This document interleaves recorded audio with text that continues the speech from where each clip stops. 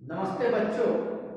पिछली कक्षा में हमने देखा फैराडे का नियम, फैराडे के नियम से संबंधित आंकिक प्रश्न, लेंज का नियम और भंवर धाराएं। चलिए आज हम अध्ययन करेंगे भंवर धाराओं की हानियां। तो देखते हैं भंवर धाराओं से पहली हानि क्या होती है। जो हमारा उपकरण होता है, जनित्र, डायनेमो, ट्रांसफार्मर आदि के कोड जो होते हैं नर्म लोहे के बने होते हैं, और जब इन उपकरणों को उपयोग में लाया जाता है तो इससे बद्ध चुंबकीय फ्लक्स के मान में परिवर्तन होता है, जिसके फलस्वरूप इनके क्रोड पर भंवर धाराएं उत्पन्न हो जाती है।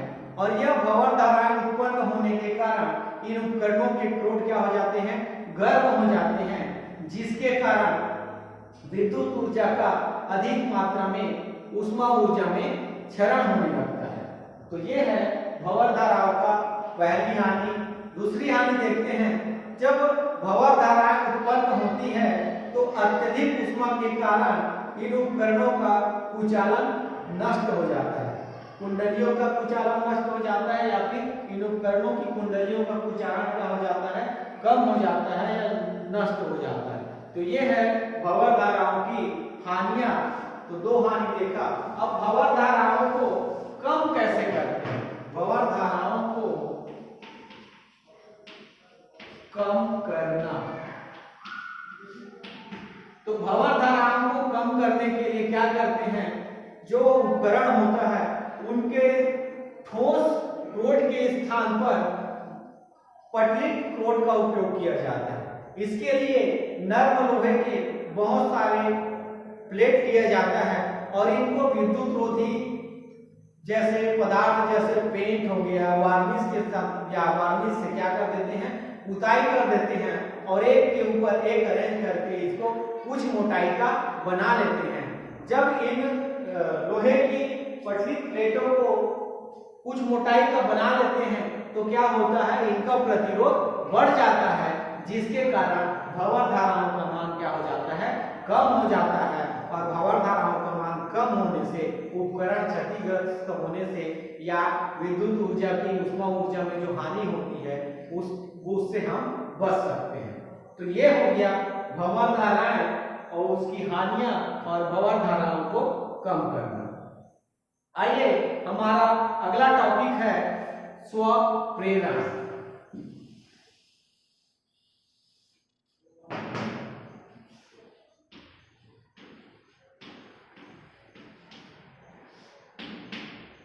स्व प्रेरण, तो जब किसी कुंडली में धारा प्रवाहित की जाती है तो उससे बद्ध चुंबकीय फ्लक्स के मान में क्या होता है, परिवर्तन होता है। तो चुंबकीय फ्लक्स के मान में परिवर्तन होता है, फलस्वरूप उस कुंडली में प्रेरित धारा उत्पन्न होती है। और लेंज के नियम के अनुसार इस धारा की दिशा इस प्रकार होती है कि वह मुख्य धारा के विपरीत ओर होती है, ताकि मुख्य धारा का मान न बढ़ सके। ठीक है, जो चुंबकीय फ्लक्स में परिवर्तन होता है उसके कारण प्रेरित धारा उत्पन्न होती है, वह मुख्य धारा के विपरीत दिशा में प्रवाहित होती है। क्यों? क्योंकि मुख्य धारा का मान न बढ़ सके, जिससे हमारा उपकरण क्षतिग्रस्त न हो। उसी प्रकार यदि जब चुंबकीय फ्लक्स के मान में कमी होती है या धारा प्रवाह को बंद किया जाता है तो चुंबकीय फ्लक्स के मान में क्या होती है, कमी होती है, और इस कमी के कारण फिर से प्रेरित धारा प्रवाहित होती है।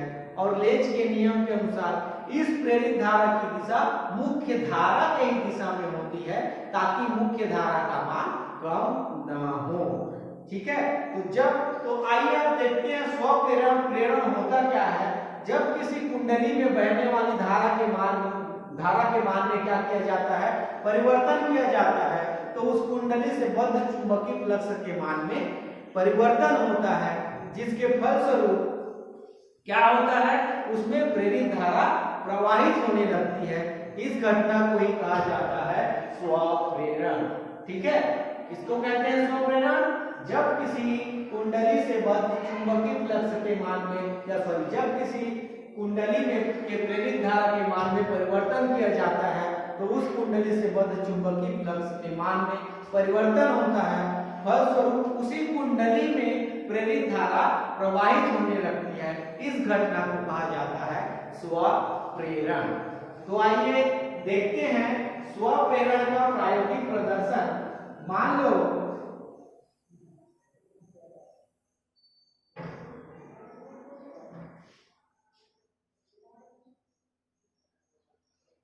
एक लोहे के प्लेट पर हम तांबे की विद्युत रोधी तार को लपेट देते हैं और एक कुंडली बना लेते हैं। तो तांबे के विद्युत रोधी तार को लपेट कर एक कुंडली बना देते हैं और इसके साथ श्रेणी क्रम में बैटरी, धारा नियंत्रक और कुंजी के जोड़ देते हैं। ठीक है, और समांतर क्रम में इसके साथ बल्ब जोड़ दिया जाता है। अब क्या करते हैं, जब कुंजी के प्लग को लगाते हैं तो इससे में धारा प्रवाहित होने लगती है, अर्थात इससे बद्ध चुंबकीय फ्लक्स के मान में परिवर्तन होता है। फलस्वरूप मुख्य धारा के विपरीत दिशा में प्रेरित धारा प्रवाहित होने लगती है और बल्ब जो होता है धीमी रोशनी से जलने लगता है। अब यदि क्या करते हैं, जब हम कुंजी के प्लग को निकाल देते हैं तो फिर चुंबकीय फ्लक्स के मान में क्या होता है, तब कमी होता है। चुंबकीय फ्लक्स के मान में परिवर्तन होता है और वह परिवर्तन किस प्रकार से होता है, कमी के रूप में होता है, जिसके कारण जो प्रेरित धारा होती है वह मुख्य धारा के विपरीत दिशा में बहने लगती है और जो बल्ब होता है तेज प्रकाश के साथ जलता है और बुझ जाता है। यह किस कारण से होता है, स्वप्रेरण के कारण से होता है। कभी कभी हम देखते हैं जब हम घर में बल्ब का स्विच बंद करते हैं तो क्या होता है, बल्ब तेज रोशनी से जलता है, उसके पश्चात फ्यूज हो जाता है। तो यह स्वप्रेरण के कारण होता है। अगर आपसे पूछा गया कभी प्रश्न में कि क्या होता है जब हम बल्ब का स्विच बंद करते हैं तो वह फ्यूज हो जाता है या तीव्र रोशनी से जलता है फिर फ्यूज हो जाता है, तो हम क्या उत्तर देंगे, यह स्वप्रेरण के कारण होता है। ठीक है, अब आगे देखते हैं। तो आइए देखते हैं स्वप्रेरकत्व या स्वप्रेरण गुणांक। स्वप्रेरकत्व या स्वप्रेरण गुणांक, तो पास पास लपेटी गई एन फेरों वाली कुंडली में यदि चुंबकीय फ्लक्स का मान कितना हो, प्रत्येक फेरे में चुंबकीय फ्लक्स का मान कितना हो, पास पास लपेटे गए एन फेरों वाली कुंडली है, उससे प्रत्येक फेरों में चुंबकीय फ्लक्स का मान कितना हो, phi हो, तो n phi b को कहा जाता है चुंबकीय फ्लक्स बंधता। n phi b को क्या कहते हैं, चुंबकीय फ्लक्स बंधता। यदि पास पास लपेटी गई n फेरों वाली कुंडली के प्रत्येक फेरों में चुंबकीय फ्लक्स का मान phi b है, तब n phi b को चुंबकीय फ्लक्स बंधता कहते हैं। चुंबकीय फ्लक्स बंधता, ठीक है। तो n phi b को क्या कहते हैं, चुंबकीय फ्लक्स बंधता। तो आइए देखते हैं स्वप्रेरण या स्वप्रेरकत्व या स्वप्रेरण गुणांक। तो किसी कुंडली से बद्ध चुंबकीय फ्लक्स बंधता, उसमें प्रवाहित धारा I के अनुक्रमानुपाती होता है। तो माना किसी n फेरों वाली कुंडली में I धारा प्रवाहित करने पर चुंबकीय फ्लक्स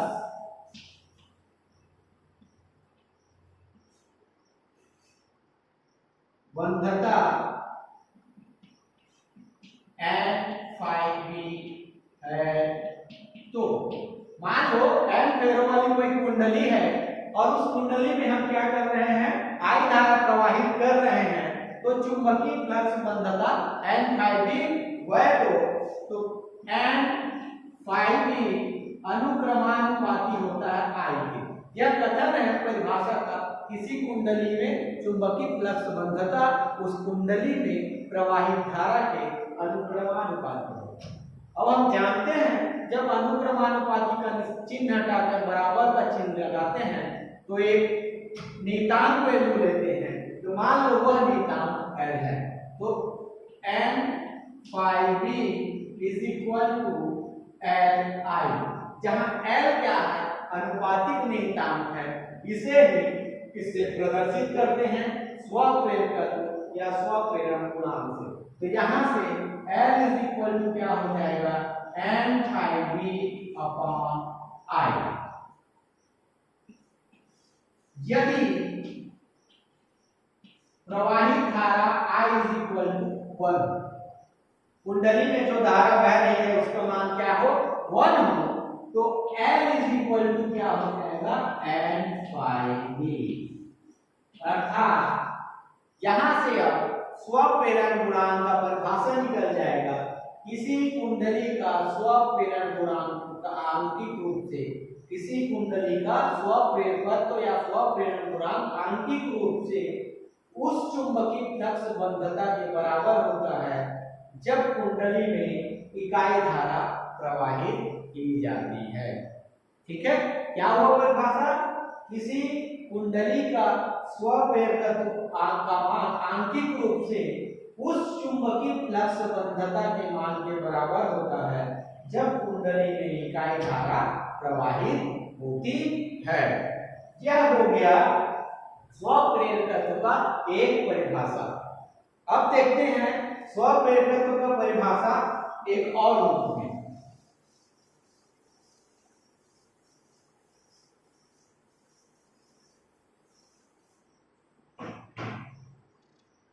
दूसरी परिभाषा है फैराडे के नियम से, फैराडे के नियम से, फैराडे के नियम से क्या होता है,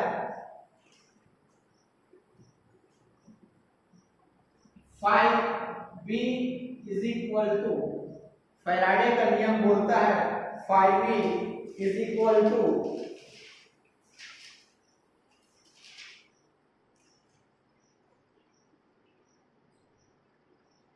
फैराडे के नियम से क्या होता है। दूसरी परिभाषा आइए देखते हैं। फैराडे के नियम से दूसरी परिभाषा E = होता है -dφb/dt। ठीक है, ये होता है, परंतु फेरो की संख्या क्या है, n है, इसलिए क्या हो जाएगा, n। तो E = d को बाहर निकाल दें तो यहां से N∅B/dt, और N∅B किसके बराबर होता है, पहली परिभाषा में हमने देखा N∅B जो होता है वो चुंबकीय फ्लक्स बंधता किसके बराबर होता है, Li के। तो इसलिए E = -dLi/dt।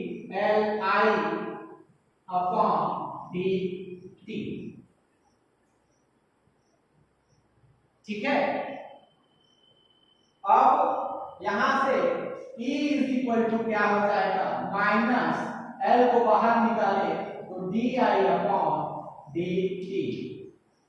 यदि धारा परिवर्तन की दर इकाई हो, di/dt = क्या हो, 1 हो, ये धारा परिवर्तन की दर है, तो E = क्या हो जाएगा, L। ऋण चिन्ह क्यों लगा है, ऋण चिन्ह इस बात को प्रदर्शित करता है कि जो विद्युत वाहक बल है चुंबकीय फ्लक्स में परिवर्तन का विरोध करता है। तो अगर di/dt इज इक्वल टू 1 हो तो स्वप्रेरण गुणांक की परिभाषा क्या होगी? तो किसी कुंडली का स्वप्रेरकत्व का आंशिक मान उस कुंडली में उत्पन्न विद्युत वाहक बल के बराबर होता है जब धारा परिवर्तन की दर क्या हो? इकाई हो। ठीक है, किसी कुंडली के स्वप्रेरकत्व का आंशिक मान उस कुंडली में उत्पन्न उस विद्युत वाहक बल के बराबर होता है जब धारा परिवर्तन की दर इकाई हो। ये होता है स्वप्रेरकत्व या स्वप्रेरण गुणांक का दूसरी परिभाषा। किससे प्रदर्शित करते हैं स्वप्रेरण गुणांक को? L से।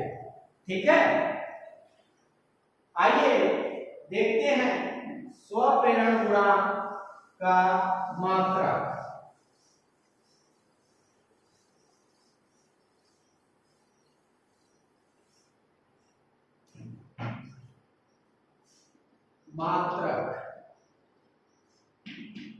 स्वप्रेरण गुणांक का मात्रक L इज इक्वल टू होता है n phi b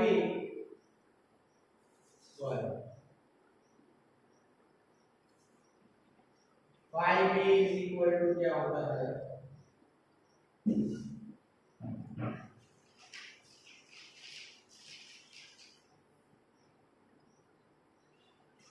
हमने देखा मात्रक E इज इक्वल टू होता है L di/dt। अभी हमने परिभाषा से देखा E इज इक्वल टू होता है di/dt। अगर इसको L का मान निकाले तो L is equal to E/di/dt। ये हो गया। E का मान होता है विद्युत वाहक बल का कार्य बटे आवेश और ये di/dt।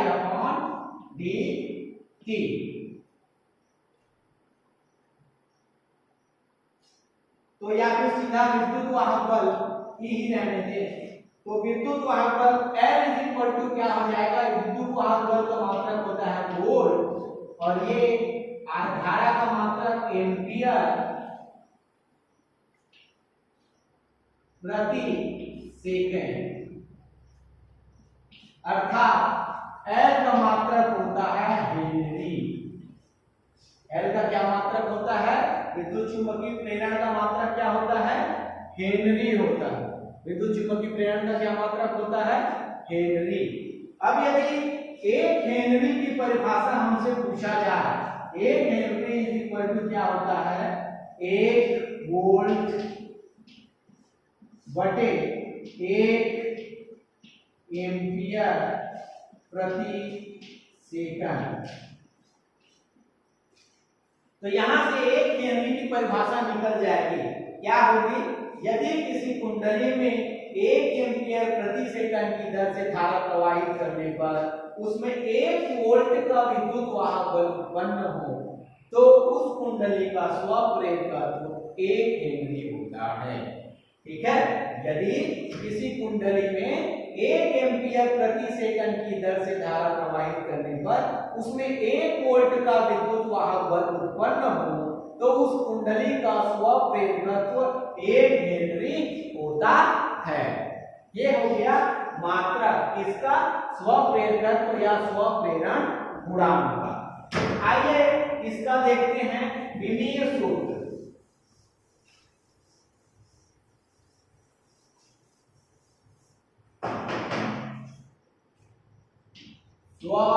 स्वप्रेरकत्व का विमीय सूत्र। स्वप्रेरकत्व का विमीय सूत्र तो क्या होता है? विमीय सूत्र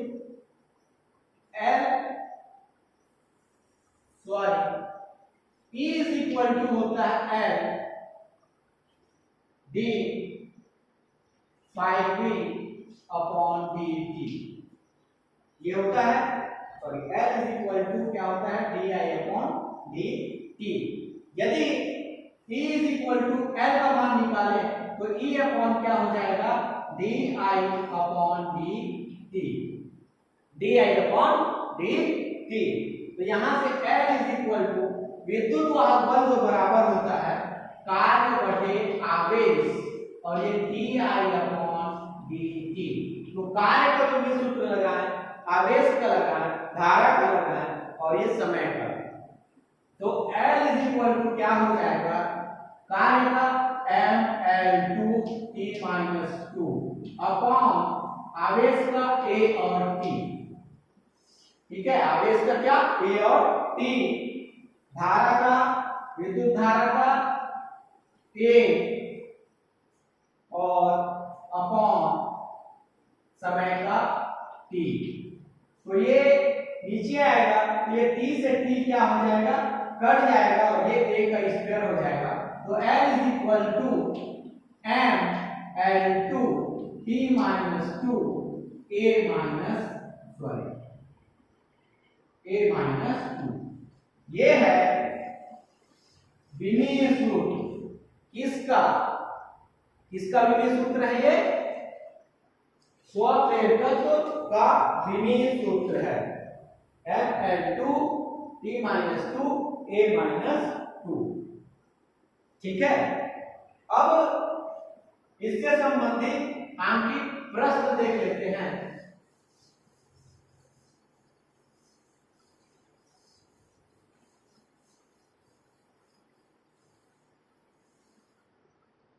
जब किसी कुंडली में 1 मिली एम्पियर की धारा प्रवाहित की जाती है तो उसमें 5 माइक्रो वेबर होता है क्या, चुंबकीय फ्लक्स का मान। तो स्वप्रेरकत्व का मान ज्ञात कीजिए। प्रश्न, यदि किसी कुंडली में 1 एम्पियर और 1 मिली एम्पियर की धारा प्रवाहित करने पर, यदि किसी कुंडली में 1 मिली एम्पियर की धारा प्रवाहित करने पर चुंबकीय फ्लक्स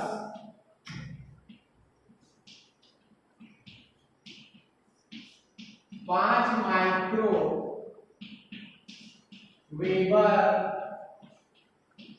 होता है तो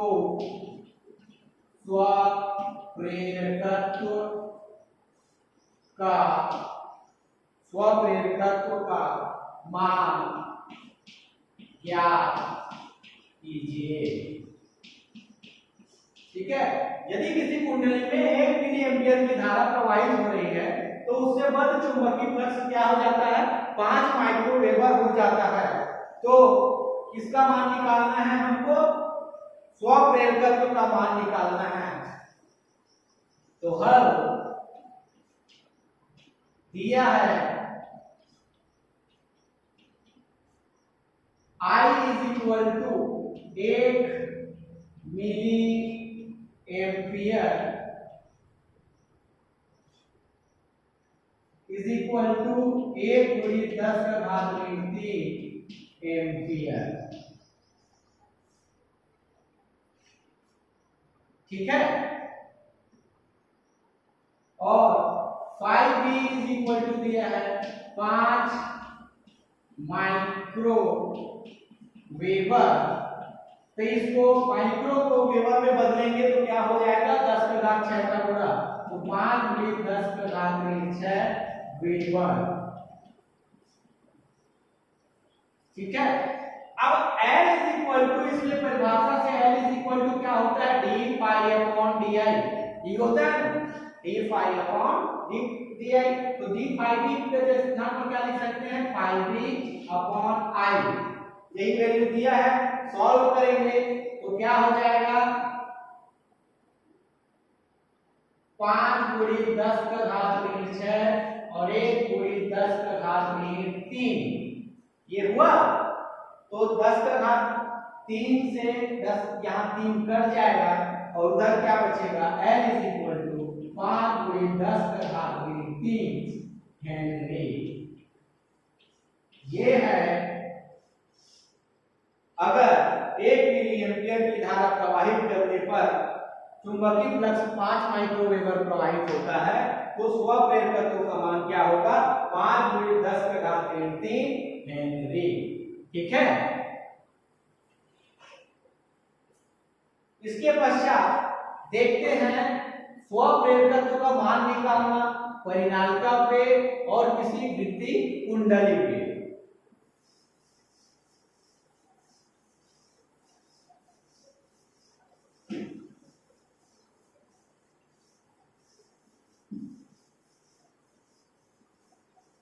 तो आइए देखते हैं एक लंबी परिनालिका का स्वप्रेरकत्व। एक लंबी परिनालिका का स्वप्रेरकत्व। एक लंबी परिनालिका का स्वप्रेरकत्व, मान लो एक लोहे के कोट पर क्या किया जाता है? तांबे के विद्युत रोधी तार को लपेटकर एक परिनालिका बनाई जाती है। ठीक है, जिसकी लंबाई क्या है? L। इसमें I धारा प्रवाहित हो।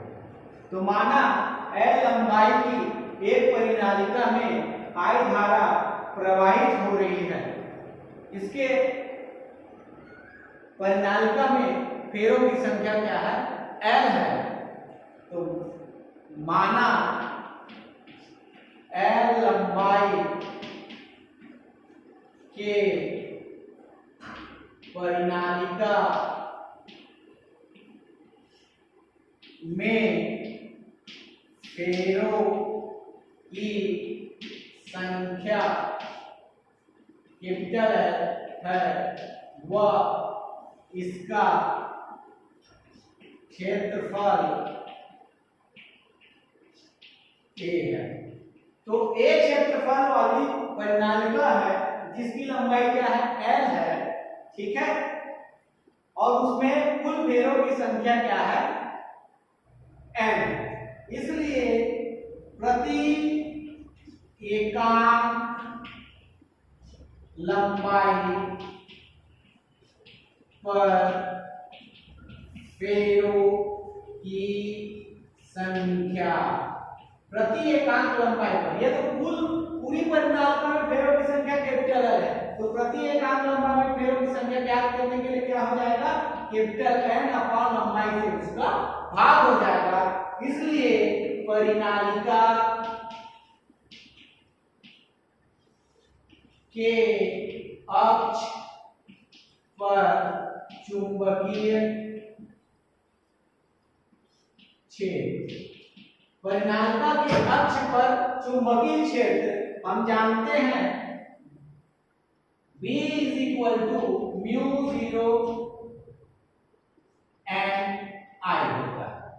μ0 and स्मॉल n I। तो μ0 n I है, तो n का मान यहां हम क्या करेंगे? रख देंगे। तो B = क्या हो जाएगा? μ0 capital N I upon L। यह हो गया परिनालिका के अक्ष पर चुंबकीय क्षेत्र का मान। ये कहां से आया? किसी धारावाही परिनालिका पर चुंबकीय क्षेत्र का मान, ये जब हम गतिमान आवेश पढ़े थे तब हमने इसका अध्ययन किया था। अब यदि इसलिए क्या हो, इस परिनालिका से बद्ध चुंबकीय फ्लक्स, अतः परिनालिका के प्रत्येक फेरों से बद्ध चुंबकीय फ्लक्स, परिनालिका के प्रत्येक फेरों से बद्ध चुंबकीय फ्लक्स फाई B = क्या होता है? A × A। यही होता है। परिनालिका के प्रत्येक पेड़ों से बद्ध चुंबकीय फ्लक्स। तो 5b इज इक्वल टू, यहां हम b का मान रख देंगे, तो mu 0 n I upon l into a। परंतु l इज इक्वल टू होता है n 5b अपॉन I। ये हो गया हमारा समीकरण 1, समीकरण नंबर 2। तो समीकरण 2 में क्या करते हैं, 5b का मान हम रख देते हैं। समीकरण 2 में 5b का मान रखने पर तो समीकरण 2 में 5b का मान रखने पर तो L इज इक्वल टू क्या हो जाएगा, n और mu 0 n I into a upon I। I से I क्या हो जाएगा, कट जाएगा, इधर क्या बचा, L is equal to mu 0 n into n, तो क्या हो जाएगा n का स्क्वायर इंटू a। ठीक है, n का स्क्वायर इंटू a और अपॉन इंटू l में हो जाएगा, और ये l हमने मान रखना हमसे छूट गया था, तो ये l। अब यदि क्या हो, यदि परिनालिका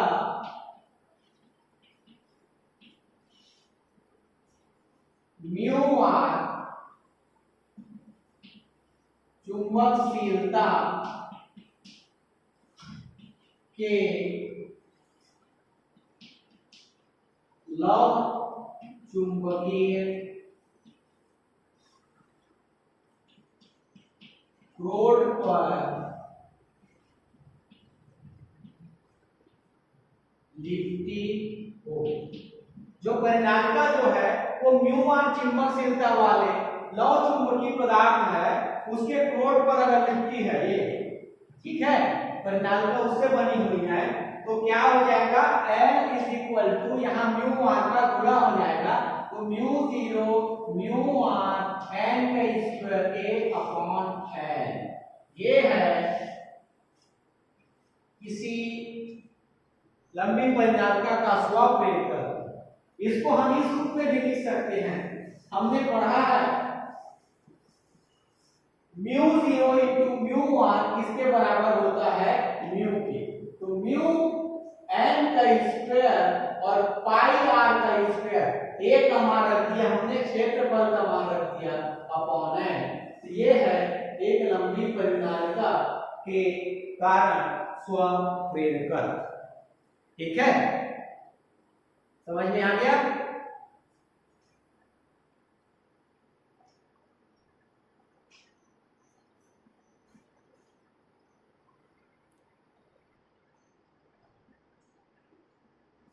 आइए इसके बाद देखते हैं, अगर कोई समतल वृत्ताकार कुंडली है तो स्वप्रेरकत्व का क्या मान होता है।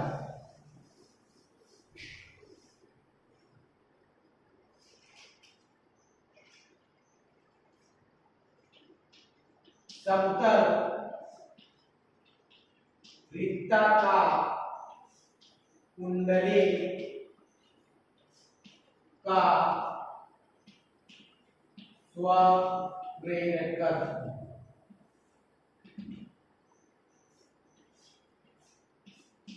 मान लो एक वृत्ताकार कुंडली है इस प्रकार से,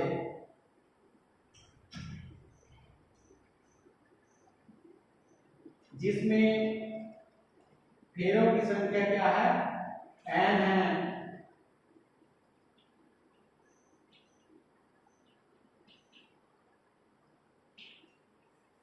ठीक है, इसकी त्रिज्या मान लो क्या है, r है।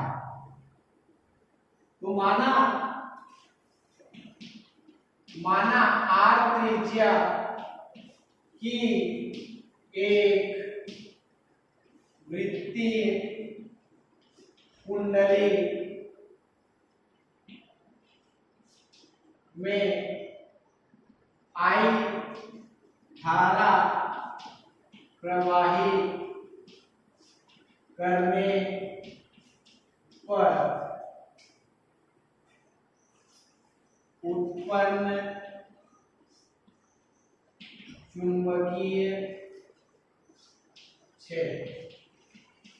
तो आठ त्रिज्या के वृत्ताकार कुंडली के केंद्र पर उत्पन्न चुंबकीय क्षेत्र का मान होता है B = μ0 Ni/2r। ये सूत्र होता है। इसके पहले जब गतिमान आवेश और चुंबकत्व पढ़ा था तो उसमें हमने ये पढ़ा है। तो B = μ0 Ni/2r ये होता है। इसलिए वृत्तीय कुंडली से बद्ध चुंबकीय फ्लक्स क्या हो जाएगा phi b = B × A।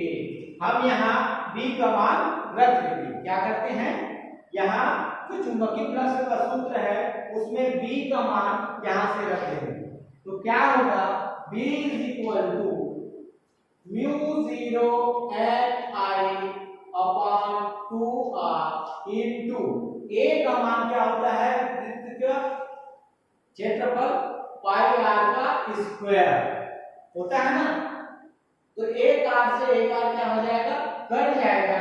तो B = बचा μ0 Ni पाई r/2 ये हो गया।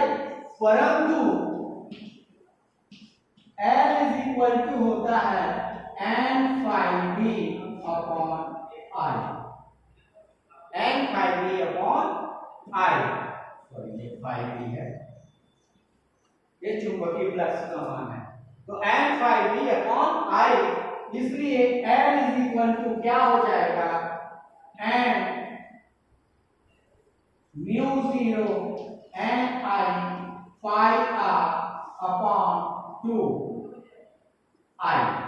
तो I से I क्या हो गया, कट गया और क्या बचा L = μ0 n का स्क्वायर पाई r/2। फिर से यदि क्या हो, ये तो L का मान निकला। अब यदि यह जो वृत्ताकार कुंडली है इसमें क्या हो, म्यू और परिनालिका वाले लव चुंबकीय पदार्थ का रोड पर लिपटा हो। ठीक है, म्यू और परिनालिका वाले लव चुंबकीय पदार्थ की रोड पर अगर लिपटा हो तो क्या हो जाएगा, वहां म्यू आर का गुणा। तो L = μ0 μr n² पाई r/2। तो L = इसके स्थान पर क्या हो जाएगा, μ0 μr होता है म्यू। तो म्यू n² पाई r/2 ये है समतल वृत्ताकार कुंडली के कारण स्वप्रेरकत्व का मान। आप सभी से बन जाएगा। ठीक है, घर में अभ्यास कीजिए और अगर कहीं कोई प्रॉब्लम है तो आप बिल्कुल पूछ सकते हैं। धन्यवाद।